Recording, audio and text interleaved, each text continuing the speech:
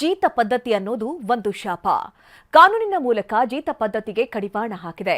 ಇಷ್ಟಿದ್ರೂ ಕರಾಳ ಪದ್ಧತಿ ಅಲ್ಲಲ್ಲಿ ಜೀವಂತವಾಗಿದೆ. ಯಾಕೆಂದ್ರೆ ಅಲ್ಲಿ ಬರೋಬ್ಬರಿ ಪರರಾಜ್ಯದ 24 ಜನರನ್ನ ಜೀತ ರೀತಿ ದುಡಿಸಿಕೊಳ್ಳಲಾಗ್ತಾ ಇತ್ತು. ಅಮಾಯಕರನ್ನ ಈಗ ರಕ್ಷಿಸಲಾಗಿದೆ.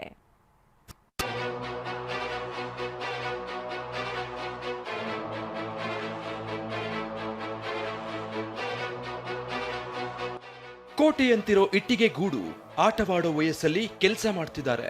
ಮೈಕೈಯೆಲ್ಲ ಮಸಿಯಾಗಿದೆ. ಅವರ ಪೋಷಕರು ಅಸಹಾಯಕರಾಗಿ ಕೆಲಸ ಮಾಡ್ತಿದ್ದಾರೆ. ಬಾಗಲಕೋಟೆ ಇಟ್ಟಿಗೆ ಫ್ಯಾಕ್ಟರಿಯಲ್ಲಿನ ಜೀತದ ದೃಶ್ಯ ಇದು. ಬಾಗಲಕೋಟೆ ಜಿಲ್ಲೆಯಲ್ಲಿ ಜೀತ ಪದ್ಧತಿ ಇನ್ನೂ ಜೀವಂತ. 5 ಬಾಲಕಾರ್ಮಿಕರು ಸೇರಿದಂತೆ 24 ಮಂದಿ ರಕ್ಷಣೆ. ಇವರೆಲ್ಲ ದೂರದ ಒಡಿಶಾ ರಾಜ್ಯದವರು. ಹೊಟ್ಟೆಪಾಡಿಗಾಗಿ ಅಲೆದಾಡ್ತಿದ್ರು. ಇದನ್ನೇ ಬಂಡವಾಳ ಮಾಡಿಕೊಂಡ ಬಾಗಲಕೋಟೆ ಜಿಲ್ಲೆ ಇಳಕಲ್ ತಾಲೂಕು ಸಂಕ್ಲಾಪುರ ಗ್ರಾಮದ ಇಟ್ಟಿಗೆ ಕಾರ್ಖಾನೆಯ ಮಾಲೀಕ ಈರಪ್ಪ ಕುಂಬಾರ ಅವರನ್ನ ಕರೆತಂದಿದ್ದಂತೆ. ಅಕ್ಷರಶಃ ಜೀತ ಪದ್ಧತಿಯಂತೆ ದುಡಿಸಿಕೊಳ್ಳಲಾಗ್ತಿತ್ತು. ವಿಷಯ ತಿಳಿದ ಜಿಲ್ಲಾಡಳಿತ ಬಾಲಕಾರ್ಮಿಕರು ಸೇರಿದಂತೆ 24 ಮಂದಿಯನ್ನ ರಕ್ಷಿಸಿದೆ.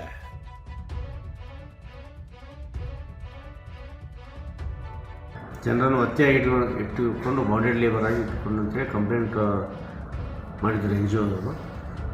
ಅದರಂತೆ ನಮ್ಮ ಸಹಾಯಕ ಆಯುಕ್ತರು, ತಹಸೀಲ್ದಾರ್ ಇಲಿಕಲ್ ಮತ್ತು ಲೇಬರ್ ಆಫೀಸರ್ ಇನ್ಸ್ಪೆಕ್ಟರ್ ಹೋಗಿ ಅವ್ರ ಗುರುತಿಸಿ ಅವ್ರನ್ನ ಅಲ್ಲಿಂದ ಹೊರಗಡೆ ಕರ್ಕೊಂಡ್ಬಂದು ಒಂದು ದಿನ ಅವ್ರನ್ನ ಆರೈಕೆ ಮಾಡಿ ಸಂಬಂಧಪಟ್ಟ ಅವರು ಒರಿಸ್ಸಾ ರಾಜ್ಯದವರು ವಾಪಸ್ ಅವ್ರನ್ನ ರಾಜ್ಯಕ್ಕೆ ಕಳಿಸ್ಕೊಟ್ಟಿದ್ದರು. ಈ ಕುರಿತಂತೆ ಈಗಾಗಲೇ FIR ಕೂಡ ದಾಖಲಾಗಿದೆ. ಇವರನ್ನ 2-3 ತಿಂಗಳ ಹಿಂದೆ ಕರೆತರಲಾಗಿದೆ. ಕೆಲವರಿಗೆ 25,000, ಇನ್ನು ಕೆಲವರಿಗೆ 40ರಿಂದ 50,000ದಂತೆ ಬಾಲಕಾರ್ಮಿಕರಿಗೆ ಸೇರಿ 24 ಮಂದಿಗೆ 10 ಲಕ್ಷ ಮುಂಗಡ ಹಣ ನೀಡಿದ್ದಾರೆ. ವಾರಕ್ಕೆ ಒಬ್ಬರಿಗೆ ಕೇವಲ 400 ರೂಪಾಯಿ ನೀಡಿದ್ರಂತೆ. ಊಟ ವಸತಿ ಸೇರಿ ಮೂಲಭೂತ ಸೌಲಭ್ಯ ನೀಡಿರಲಿಲ್ಲ. ಮಕ್ಕಳು ಕೆಲಸ ಮಾಡ್ತಿರೋದು ಕಂಡು ಬಂದಿದೆ. 25 ಜನ ಒಡಿಸ್ಸಾಯಿಂದ ಬಂದಿದ್ದಾರೆ. ಸುಮಾರು 2-3 ತಿಂಗಳು ಆಯಿತು. ಅವರು ಸ್ವಲ್ಪ ಅಡ್ವಾನ್ಸ್ ತಗೊಂಡು ಬಂದಿದ್ದಾರೆ. ಆದರೆ ಇಲ್ಲಿ ಕೆಲಸ ತಗೊಂಡುವಾಗ ಅವ್ರ ಕಡೆಯಿಂದ ಫಸ್ಟ್ ಅವರು ಸಣ್ಣ ಮಕ್ಕಳಿಂದ ಈ ಥರ ಕೆಲಸ ತಗೋತಾ ಇದ್ರು. ಅದು ಒಂದು ಆರೋಪ ಇದೆ. ಸೆಕೆಂಡ್, ಅವರಿಗೆ ಕರೆಕ್ಟಾಗಿ ಊಟ ತಿಂಡಿ ಕೊಡ್ತಾ ಇರಲಿಲ್ಲ. ಮತ್ತು ಓವರ್ ಟೈಮ್ ಹೇಳ್ತಾ ಇದ್ದೀವಿ, ಇಷ್ಟು ಕಮ್ಮಿ ಇಷ್ಟು ಕೆಲಸ ಮಾಡಿಸ್ಬೇಕು ಮತ್ತು ಸ್ವಲ್ಪ ಟೈಮ್ ರೆಸ್ಟ್ ಕೊಡಬೇಕು ಅಂತ ಏನು ಮೂಲ ಸೌಲಭ್ಯ ಬೇಸಿಕ್ ಸರ್ವಿಸಸ್ ಕೊಡ್ತಾ ಇರಲಿಲ್ಲ.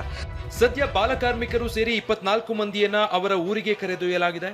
ಇತ್ತ ಇಟ್ಟಿಗೆ ಫ್ಯಾಕ್ಟರಿ ಮಾಲೀಕ ಈರಪ್ಪ ಕುಂಬಾರ ವಿರುದ್ಧ ಬಾಲಕಾರ್ಮಿಕ ನಿಷೇಧ ಕಾಯ್ದೆ ಹಾಗೂ ಜೀತ ಪದ್ಧತಿ ನಿಷೇಧ ಕಾಯ್ದೆಯಡಿ FIR ದಾಖಲಾಗಿದೆ.